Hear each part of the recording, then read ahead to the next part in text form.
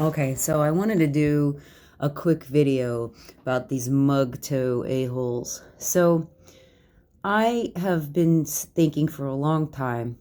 Like, I started reading Rosh V and Rollo Tomasi and some of these other woman haters. I don't know, God, it was like 2012, 2011. I read all of this crap on the website, about, they're really, really hateful of women. Yeah, there are some points that they have, about not being a wuss and stuff like that, but the straight up hatred, right? It's a whole situation of you shall know them by their fruits, right? And I've been thinking for a very long time that mug toe and all of this other bullshit, incels, it's all a government psyop.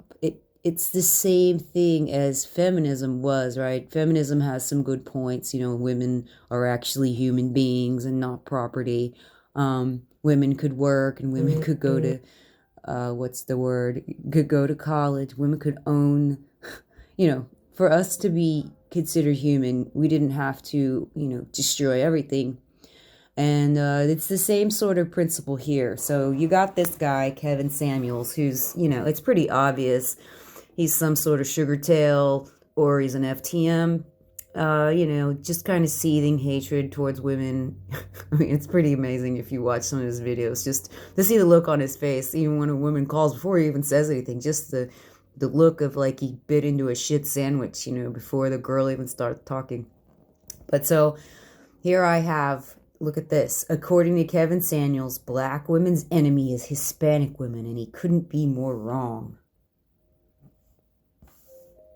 In a short clip captured from one of his most recent live streams, Samuels argues that black women should be concerned with their white female counterparts taking their men. He strongly believes Hispanic women are the group's biggest enemy. Your biggest enemy is the Hispanic woman. She understands how to season food. She understands sensuality, femininity, and she was raised in a patriarchal environment, Samuels says. The difference between femininity and fake femininity is amazing. Black women, you have a problem. The Latina problem, he reinforces. Samuels often puts his foot in his mouth. Clearly, he didn't get the memo that Hispanic women are, in fact, white women and Afro-Latina women are indeed black. While Kevin's message may be a bit abrupt and misinformed, there is data that suggests an uptick in interracial marriage, not only for black men, but for black women too, according to a Pew Research study conducted from 2014 to 2015. The data found that black men were twice as likely as black women to marry a spouse of a different race or ethnicity. That's 24% versus 12%, respectively. The cause was linked to education rates among the group. Interracial marriage rates were found to be significantly higher among black people who obtained a bachelor's degree, 21%, while only 17% of black folks who had some college education married someone of a different race or ethnicity. The number dropped to 15% with those of only holding a high school diploma or less. The same trend proved to be similar within the Hispanic community. While 16% of those with a high school diploma or less are married to a non-Hispanic, the number doubled to nearly 35% amongst those with some college background. Hispanic men and women obtaining a bachelor's degree or higher were 46% more likely to marry outside their race than those with a bachelor's degree or higher. But again, the study doesn't indicate enough evidence to support Kevin's claim. However, the marriage gap continues to increase, particularly for black women. Statistics collected by Vox EU found that in 2006, 7% of white women between the ages of 25 and 54 were married, while only 34% of black women were married, a gap of 33 percentage points. The publication attributed drastic divide to the differences in social issues impacting both groups, noting how poverty, crime, and incarceration rates drastically affect black family culture. So while black women might be faced with a quote-unquote Latina problem, social issues are a more evident culprit when it comes to jumping the broom. They may even spare us a few marital woes. What do you think of Kevin Samuel's statement? You know what I think of this guy? I think he's just more on the divide and conquer agenda, right? It's like, I'm going to upset black women even more by making them enemies with Hispanic women and against white women. You know who your real enemy is? Is anyone who believes this total fucking bullshit. That's who your real enemy is, right? And I know it's very interesting. So, like I can make a comment about things that men have done to me in the past, bad things, and it gets instantly deleted, right? Why is someone like Kevin Samuels just allowed to say some bullshit like this? And I'll show you what I mean. So let's look over here at my Gmail, right? So I just searched remove because that's what I get, right? People are saying, they removed the video. I was 22 minutes in. Sorry for removing characters right here. People are saying to me, them to remove the video. Here's YouTube itself. YouTube removed your content, right? Medical misinformation with everything is awesome. Because I was talking about the people that I know personally who are in the hospital or died after taking the potion.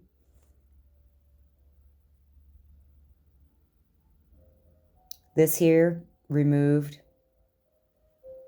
This here, YouTube removed your content due to medical misinformation. This video was about Mount Sinai during peak death, and I showed the empty hospital. I showed no line at the prescription, where you get your drugs.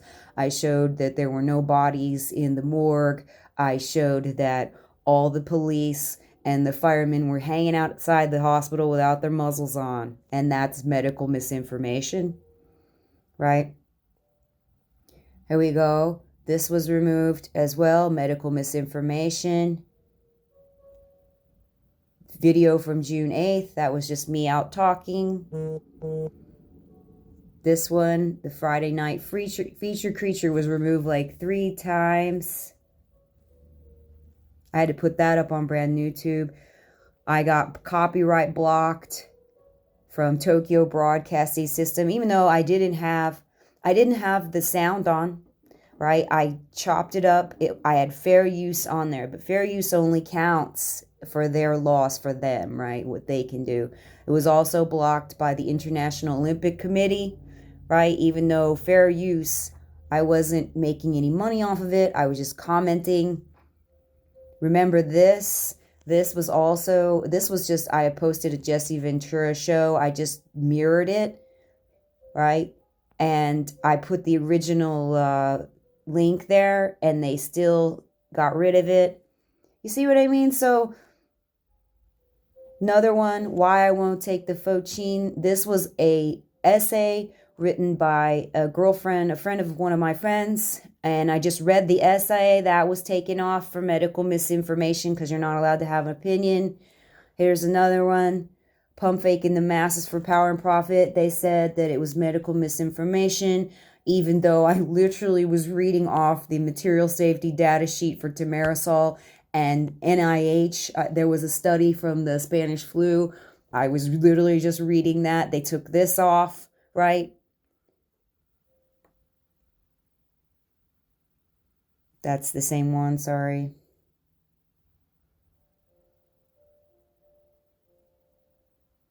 Let's look here.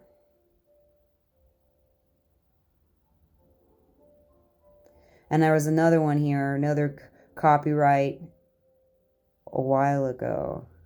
Did I delete it? Anyways, you get the picture. You get the picture. So why are my videos and content and comments, being immediately removed, and people like Kevin Samuels and some of these other guys, they can say whatever they want, right? They could say whatever they want about women, and I can't even tell like true stories of things guys have done to me.